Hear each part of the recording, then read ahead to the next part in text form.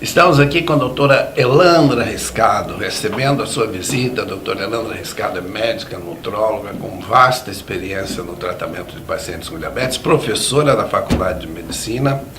É um prazer muito grande tê-la aqui conosco, doutora Elandra. Obrigada.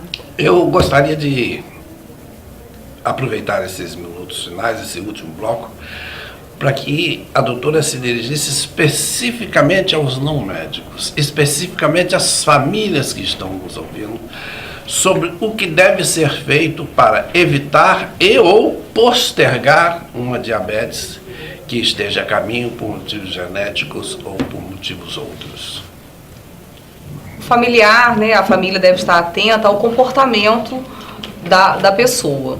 Uma pessoa que vem ganhando peso demasiadamente, um excesso de peso, é um potencial a desenvolver o diabetes. Então, tem que estar sendo questionado, tem que estar sendo orientado a que faça os exames necessários para que faça um diagnóstico precoce dessa possibilidade da doença, para que quanto mais precoce a intervenção em relação à doença, menos complicações essa pessoa vai desenvolver. Então é importante estar controlando essa questão do peso. Em relação a sintomas, quando o diabetes já está estabelecido, o que é muito comum acontecer, a pessoa costuma ter muita sede, por beber muita água acaba urinando muito, muitas vezes comendo demais, que a gente chama de polifagia, né, comer em excesso, e o ganho de peso, muitas vezes ele começa a perder peso devido a esse descontrole. Mesmo comendo muito, o paciente está emagrecido, já é um caso em que a glicose já está bem elevada, o diabetes numa fase bem avançada. Então o familiar tem que estar atento a isso, para estar levando essa pessoa para buscar, né, o tratamento, para fazer o diagnóstico, certo? Perfeito. No que se refere à modernidade, as nossas casas hoje são casas que nós as controlamos sentado na poltrona. Nós mudamos de canal de televisão, nós ligamos o micro-ondas, nós fazemos todas as atividades da casa, quase que sem levantarmos, se quiser. Certo. Com relação à atividade física, o que a senhora recomendaria em termos institucionais, em termos familiares e em termos sociais de uma cidade? Como uma cidade deve se comportar com relação à atividade física para diminuir a potência desse fator de risco que é o sedentarismo? Então, sem dúvida nenhuma que uma cidade que ofereça praças para caminhada, ofereça lugares, né, com profissionais também próprios para estar atendendo a essa população, isso vai fazer com que a pessoa tenha maior facilidade em praticar atividade física. Então isso iria ajudar bastante. E em relação à atividade física, o incremento da atividade física ele muda sobremaneira a evolução dessa doença. Então deve ser investido, e hoje vários estudos são feitos que muitas vezes o paciente fala assim: eu não tenho tempo de fazer uma atividade física, como se precisasse de um tempo de 1 hora, 2 horas.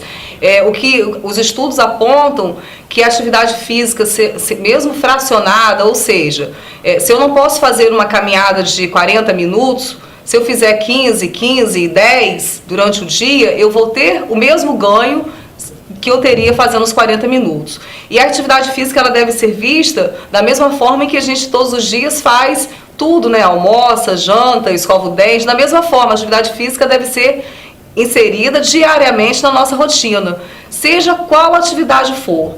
Então, eu sempre falo para os pacientes, procure alguma coisa que te dê prazer, uma atividade que te dê prazer, porque isso aí vai ser revertido em benefício para o seu organismo, vão ser liberados neurotransmissores, endorfinas, várias substâncias que vão trazer uma sensação de bem-estar.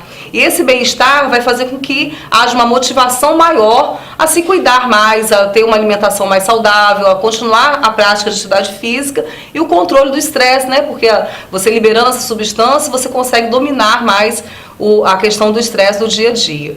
Então, tá orientando as pessoas que não é necessário fazer uma atividade, porque às vezes a pessoa acha que tem que virar um atleta, que tem que praticar várias horas por dia de atividade. Não se trata disso. Mas uma intervenção de 30 minutos, 40 minutos, 1 hora por dia, mesmo que fracionada, o sucesso é garantido. Diria então que são 3 pilares que se constrói o tratamento do diabetes: a medicação, a alimentação e a atividade física. Sem dúvida nenhuma. Porque ambas atividades não medicamentosas, como a dieta e a atividade física, acabam promovendo um maior relaxamento, um estado de espírito de mais calma, mais tranquilidade para encarar os problemas que são cotidianos. Não? Com certeza. A medicação, por mais específica que ela seja, né, a medicação de ponta, de última geração, ela se limita, porque o organismo, ele não é apenas um fator isolado. São vários fatores que contribuem para que essa doença seja, né, que progrida, que se manifeste.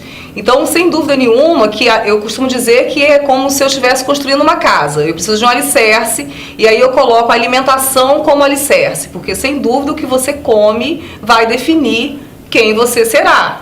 Se você está tendo uma alimentação rica em gordura, em carboidratos simples, com pouca proteína, o que vai acontecer? Vai haver um ganho de peso. O ganho de peso vai levar às doenças crônicas não transmissíveis, como a hipertensão, o diabetes, o aparecimento de gota, que é o excesso de ácido úrico no sangue, dentre outras doenças. Então eu tenho que primeiro ter uma alimentação saudável, né, como uma estrutura do meu tratamento, melhorar a alimentação e inserir atividade física para quê? Para que eu tenha perda de peso, né, que é necessário, para que eu consiga controlar essa questão do estresse e que para que eu tenha uma vida mais saudável, mais alegre. Perfeito. Nós ouvimos aqui a doutora Elandra, que fez uma brilhante explanação sobre diabetes nos seus diversos aspectos, suas causas, a influência da modernidade na sua incidência e na prevalência dessa doença. E eu vou deixar os nossos minutos finais, que lamentavelmente são poucos, para que a senhora, então, doutora Elandra, passe as últimas recomendações e se despeça dos nossos telespectadores. Ok. A minha recomendação maior é que estejamos atentos, desde a época que a mulher que vai engravidar, que ela já começa a ter a expressão gênica desse bebê que está sendo gerado, com a alimentação dessa mãe que está gestante. Então é muito importante que a gestante já comece uma alimentação saudável, pensando no seu filho, certo? Porque depois que há essa expressão gênica, você não consegue, essa pessoa vai desenvolver a doença com o passar do tempo. Então, já desde a gestação, faça uma alimentação balanceada, procure fazer atividade física, né, faça esse controle. E depois, quando a gente com o bebê, que a gente não insira alimentos ricos em açúcar na dieta desse bebê. Reforçar o aleitamento materno, que sem dúvida nenhuma é a melhor alimentação para o bebê, que essa criança vai ser formada, as células que são formadas na fase de criança, elas permanecem na vida adulta, as células de gordura, elas vão permanecer e vão desenvolver a obesidade. Estar atento ao seu filho estar crescendo, está ficando obeso, trace alguma intervenção em relação a isso, procure uma orientação, procure um médico para poder estar intervindo. Não ache que um bebê gordinho é saudável, que muitas das vezes não é o bebê saudável. E em relação aos adultos que consigam inserir no seu dia a dia atividade física como prioridade e que também melhorem a questão da alimentação para que não venham desenvolver essas doenças que, infelizmente, as complicações são bem graves e limitantes, né?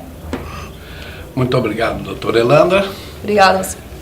Tivemos aqui hoje a presença da doutora Elandra Rescado, médica, nutróloga, com vasta experiência no tratamento de pacientes diabéticos, que veio enriquecer o nosso programa. Via Saúde, o programa de saúde da Terceira Via.